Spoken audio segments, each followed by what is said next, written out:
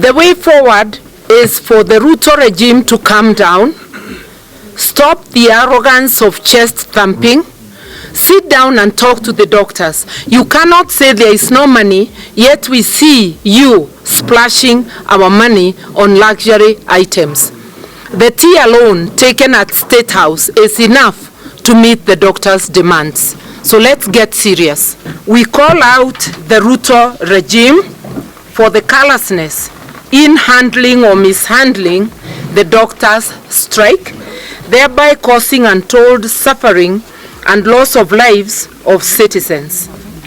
At the heart of the strike is the plight of intern doctors who are being left to stay unposted and unemployed for over a year and in some extreme cases for 7 years. It's happening when our health facilities are seriously understaffed. In other words, we really need the services of the interns who have now not been posted. It's also happening when our health facilities are ill-equipped. It is unconscionable for the regime to continue splashing taxpayers' money on non-essential luxury items like motor vehicles, new pavilions in State House, fancy umbrellas, to name but a few. Of citizens do not matter to this regime, and that their priority is their own comfort and that of a select few. We condemn this in the strongest terms possible. As Kenyans, we deserve better. The fertilizer scandal is yet another demonstration of callousness of this regime, selling fake fertilizer and seeds which are believed also not to be good enough, therefore fake seeds to farmers, is wishing hunger and death for Kenyans, and especially the vulnerable, who are the majority. The fake fertilizer haste suggests a deliberate scheme to lower food production, to increase food insecurity, in order to force starving Kenyans to be at the mercy of food cartels. It is a sadistic act by those entrusted with the task of making the nation food secure. This shows that this regime does not care about its citizens, and its aim is to send Kenya to its deathbed, as food security ought to be at the heart and as a priority for any government. Do we deserve this as Kenyans? That's the question we must ask ourselves. That thousands of families in the Dabibi farm within Naivasha can be dispossessed and face imminent eviction without a word from the regime is surprising, as it is sad. We are staring at the making of a humanitarian crisis of great proportions. Alas, for Dabibi, it is Ruto himself who is said to be the buyer in quotes of the 5,000 acres from a Mr. Kipkulei. The curious questions that beg for answers are: when did Ruto acquire this land? How much did he pay? What was his source of money? Because hatujui kama ako na shamba ya pesa. We just want to know that he was a bona fide purchaser. So what was his source of money? Did his due diligence inform him that there were over 40,000 families living on the farm? Because that is something that is known to any member of the public. Any special reason that Dr. Ruto's ownership has only been revealed when he captured state power? Why not before? And now that he has state power, could he consider removing the GSU from the Dabibi while ownership issues are sorted out? Otherwise, it appears that there is high-handedness when the man sitting at the helm of the state is unleashing GSU on hapless citizens who who are also waiving title deeds. He tells us he has title. But so do the people living in Dabibi.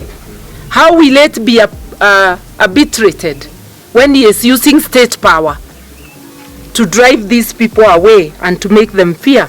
The Dabibi issue, we are hot on the heels because these are Kenyans, these are Nakuru people that are being displaced.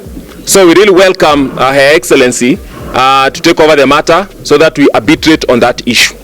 About the cost of living, people are on their knees. That is the truth. And as Nakuru people, we are very, very unhappy. And we are calling out on this regime that we are not going to allow that one to happen. As has been well and ably articulated, we have the power to recall. We even don't think that the 5 years will come to an end. We really want to recall this government because it has oppressed the common mananchi. We are on the way in readiness for 2027 because in Kenya we are not ready to play a second fiddle. We are playing the first 11, and we are going to present, as we have declared here in Naivasha, that we are going to have candidates at all levels, from president, governor, senators, women rep, MPs, and also MCAs. So be ready for us, other counties.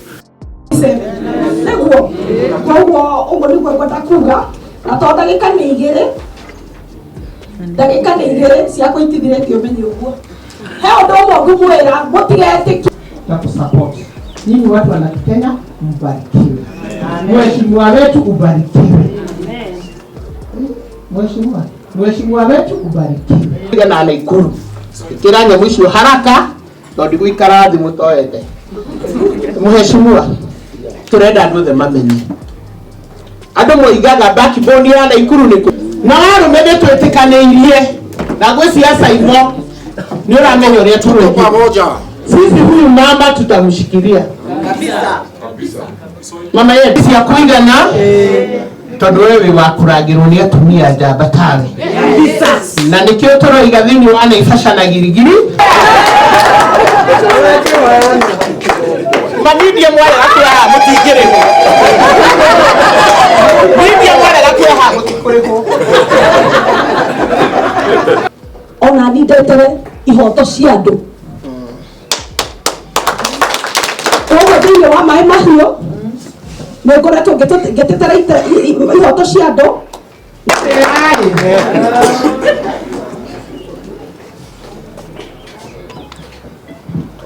Mũtikĩhũre makobi. Rĩu inyuĩ mwambĩrĩrie gũkũnja mĩrigo tondũ mana nĩ aria na a new king. Akĩra harĩa nja ũndũ agenie mũno wa mũthenya wa ũmũthĩ na wa Kenya yothe. Ithuĩ tũkwenda support yaku sana sana ũgatũcerera. Tũkona thura waku tũgĩciragia thata ici ndagĩka ta ĩno ũgũkorwo wĩ mũnini wa mũtongoria wa bũrũri. Twahũrire kura itanyitĩkaga tarĩu nĩ waingĩra. Andũ arĩa mokĩte mũtingĩhũra makobi. Aya nĩ mahũri. Naivasha nĩ weka atĩa? Nĩ mwakinya. Atĩrĩrĩ, mwana aciaragwo akonga agakuruma nĩ twambie itene nĩ tutige gwetera 2026. We start now. Hamũrĩtwo nĩguo moigua Lydia Waithĩra nĩ secretary kana organizing secretary wa Naivasha Golden Girls na anene akwa nĩ wacio nĩ Joya nĩ nyandĩkaga.